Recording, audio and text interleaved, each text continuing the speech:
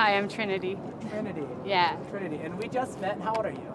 35. 35. Okay, let's just jump in. So we learned that you grew up in South Dakota and you're sixth generation Lakota. Yeah. Can you tell us your ancestral background? I'm German and Lakota.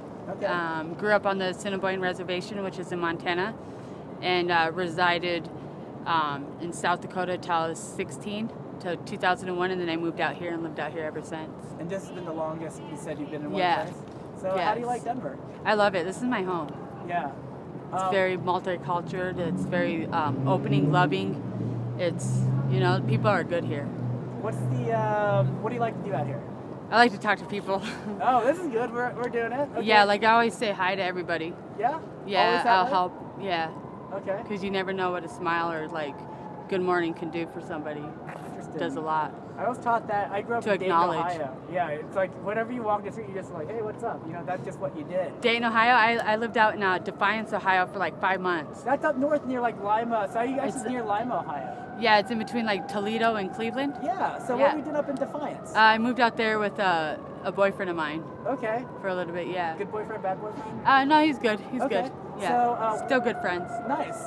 What did you guys do up there? What was it like up in Defiance? It's kind of a small town, right? Oh, it's really small. Smaller than your reservation, actually. No, actually. No? That was No, even smaller? no. Okay. It's a small. I mean, it's very conservative, I think, but it's very quiet, very well put together, Yeah. People know what they want out there, that's for sure. Very family oriented, and but it was just not for me. I had to come back to Denver. That's cool. Yeah. And so what have you been doing since? I clean houses. Okay. Other than that, if I could get over my alcohol, like my drinking, I'd probably succeed big time. We talked a little bit about that. Yeah. And you are like $1 million. So let's talk about this. So what is your superpower? Remember I asked you that? Like you said to me, everyone has a talent. You just get to know them. So what do you think your talent is? You have many, I'm sure, but what's like one that you would highlight now? Just chilling with my friends, or even somebody I just met. My Yeah. vibe, I guess, is strong, and they say that it's strong. It's I don't know if you feel something. I feel a little. Yeah. Um, I like to make sure that people are good no matter what, Yeah. I don't like, I feel a lot, and so I don't like seeing people sad, or I'll give everything I have away to somebody to make sure that they smile and feel good. Yeah. Such a nice day out there. It is, it's gorgeous. Yeah. So, how's your life currently? It's all right. I actually have a place way up north. It's actually a gorgeous house, everything, but I don't like to be confined to one spot, because I don't like judgment is, judgment isn't good, if people don't know you, and people look down on you or frown upon you. When you're waiting at the liquor store at 7 o'clock in the morning, they're like, You say the donut store? The No, liquor store. the liquor That is a store. little early to be at this. Yeah, and sometimes I'm ashamed of it, just depending on who it is. But the owners of those stores, it's a business, and that's Yeah. all. And good customer service. Yeah. They don't make me feel like I'm garbage. That's for sure. They understand. They do, and it's something I grew up with my whole life since I was knee-high since I was 7. When did you have your first drink then? 7. But what was the occasion, or how did you do it? No, it was just drink a beer. Just had a beer. 7 years old. Yeah. So, can you talk about maybe the alcoholism back home, or like? It's bad. Yeah. It's really bad on the reservations. Yeah. Like if you want to talk about I guess ratio compared to a city. Yes. On a reservation, the alcoholism's bad. Like it's bad. So people, we have alcoholics and alcoholism and addiction. Yes. But alcoholism is by far worse, I think, than any heroin addict. And I don't want to put one. Sure. Yeah. But alcoholism, like where I come from, it's bad. I think it gets brushed under the rug, and then it's just so confined into a little area where it's like hush hush, and I think that's what's garbage, And I think it needs to be more addressed where, because look at it, there's liquor stores everywhere, so it's okay, Mm-hmm. and it sucks. Um, I hate it. Are you willing to talk about your personal challenge with alcohol? Yeah, that's good. That's good. I don't want to. No, I'm good. I'm Okay, good. you're good. Okay. Yeah. So earlier when we were talking, you said that you had some shivers, I guess, and so it's something that like you feel it right now, even, or Not so much right now, you know. so when do you think you'll have your next drink? Or, Probably after I get done. right after this? Yeah. All right, let's talk about. So what do you think you have a drink of? I drink Fireball. Fireball. Yeah, I don't Okay. drink beer or anything. You know, I drink whiskey. And then how many drinks do you have? I probably drink like 24 double shooters. 24 double shooters. And that Like- would be like 48. Like I drink servings? like a handle a day. Okay, I was gonna say I can actually drink most men under the table. I'm pretty sure you'll bury me. Yeah, like no, everybody like sometimes they're like, "Are you drunk? Are you sober?" And I'm like, it just depends, you know. is Like it- what my mood is really, Yeah. you know, because sometimes and one thing is I clean houses and some days when I don't go to work it's because it's bad, you Yeah. know, and I don't like to be around people Sure. and it sucks. How much does it cost though to have 24 double shooters? Like each one of those got to be what? I mean, so it just depends on where you're at in Okay. the city and Uh-huh. everything. And I mean, you know, that's how I control my drinking is the double shooters, you know, instead of buying a big bottle. But that's not like, so on good days, it's like sometimes I only drink 6. It just Mhm. depends, like, you know. And I also have an addiction problem too, you know. So, Well, we talked about that. yeah. So, but it's a pair. Mhm. It's alcohol and you know, meth. Oh, we didn't talk Yeah, about yeah, that. clear, you know.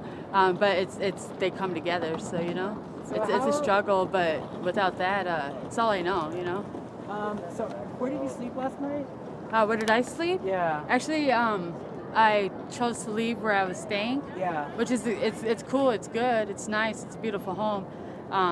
However, I don't like. I guess I have an authority problem of like people trying to change who I am. And you said they're it's judgmental too. No. Or no? They're very. How would you say it? I guess bold. Okay. Too bold. Okay. Without like trying to understand. So it's like you can make mistakes, but you better just not like relapse. Yeah. Okay. And that's part of, you know. It's tough, you know. But if I don't like it, I just leave. I come back down here because it's family and we're not judged. Yeah. So I don't know. Like I don't know a lot about meth addiction. Just what I see or hear. Like I'm concerned for you because I guess I'm thinking, well, gosh, if she's like alcoholism, like she can survive that or weed. Like I do that too. But like meth that sounds dangerous to me. Like do you Nah, think about that when you or? No, it's my habit before was a lot worse than it is today. Okay. Yeah, like I'm evolving. You know, That's cool, as long I as you're moving understand. forward, okay. There's one thing I do understand is my alcoholism and addiction more than anybody else. Yeah. But the thing is that like when you go try to ask somebody for help, that shit sucks. Well, Like it does. So when? Because who wants to go to somebody and be like, hey, I need some help on this, but Yeah. I've been struggling for 22 years of my life with this, and then all of a sudden they're just going to read it out of a book? Half those people don't understand. There's this far in between, but the ones that do, hey, I still talk to them, you know? Yeah, yeah. And they're still on my team, you know, for sure, I see. you know? So, I guess then what I hear you say is that you have a ton of talent, just having this vibe, this energy, like right now, and you said that there are a couple things that hold you back. Though one of them is like the addiction. Like, how do you reconcile that? Like, are you good where you are, or are you still evolving? What do you want to? So I got out of the halfway house last year, May Uh-huh. 14th, and I sat like 7.5 months. And during that time, I have this nonprofit organization that I started coming up with, and it's called TWIBS Foundation. It's like Can you say it one more time? TWIBS Foundation. Twibs Foundation. Because my grandmother's last name is Two Bears Surrounded in Woods, and if you take the first letter of each, you know, Two Bears, it spells TWIBS. Uh huh. So it's, you know, it's also a baseball abbreviation too. But anyways, but it's TWIBS Foundation. You know, I also I believe that kids, Yeah. that's like our future, and so I always think it's cool. Like it needs to be recognized that there's kids out here on these streets, and like they need a safe place to go to no matter what. When I was 11 years old, I was considered a CHINS child in need of supervision, because I was running away from home because of what was going on inside my home, and so they just locked me up, like sent me to boot camp, to state training school, which was no good. I went to juvenile prison just because I was running away from home. But it was deeper than that, you know. I was a problem child, I guess. That's what I was labeled as, but I wasn't. It was just you know. And as a kid, who's going to be our voice, you know? How can kids speak up if they don't find anybody that they can trust, you know, like a solid foundation? And I know there's it's far in between out here in Denver, you know, shelters for kids, teenagers to go to. And you know, I moved out here when I was 16, and so I think it's my dream, it's my passion, you know. And so that's what keeps me going, and maybe one day I'm gonna just be sober, and so I could, you know, kids have something to look up to for sure, you know. Story. Yeah, like, you know. So I had to get sober first to stand by what I wrote, you know. There's always something that we've got to do, right? Something Yeah, and it's my passion, you know. Yeah. We can all work, but there's something in life. It's our goal. It's our dream. It's our passion. And that's my passion, is to make sure that Yeah. Let me ask you kids- this way. So you 34? 35. 35. Okay, Yeah, 35. 35. So when you turn 45, I'm 45. So when you turn 45, what would you like to be? Like in terms of thinking about your passion, your dream, like all the stuff you're evolving towards, what does that look like for you?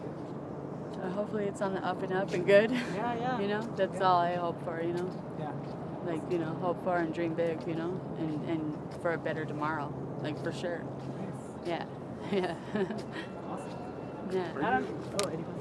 Are you making active strides and steps towards sobriety, or do you have any programs you're trying to work with? And So where I live up north, the lady and the guy actually it's crazy. So like this world I live in, it's crazy like how many people I meet and how it's like alcoholism and addiction.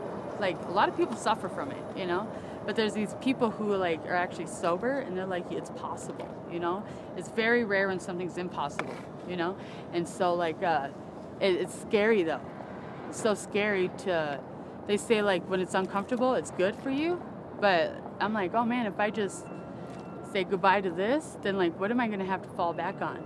Like, you know, because it's all I know, you know. And that's what's scary, because if I say bye to this and it don't work out that way, like, so are you scared to become sober then a little bit? yeah, for sure, dude. Like, it's scary because it's uncomfortable. Even Like with in chaos and everything. Like, that's all I've known since I was born is chaos. And as crazy as it sounds, I journal a lot, and I asked myself, I was like, man, why can't I let it go? But it's like sometimes, you know, when things are going good, I can self-sabotage in a heartbeat, just because I'm like, I don't want to be a failure that way. At least this way, I already know what to expect when it comes to failure. I already know what people are going to say. I already know how I'm going to be judged. But when you're advancing, or if you're really, you know, changing, it's hard, because you have it coming from both ways, you know. And hey, you know, but it's all going to be a good thing at the end of the day, because, you know, I do have a goal and a dream, and I tend to accomplish that. Like, because 22 years of this, hey, I've met some awesome people, good people, but I don't have nothing to show for it. And at the end of the day, I'm the one out here hustling, not panhandling, not stealing, not doing any of that, but actually, like, you know, whether I've had to tell a joke or doing something, you know, and to keep my morals and values still, like, instilled in me, and that's hard. And but at the end of the day, it's gonna be good. I know that. All right. Yeah. I think that's it.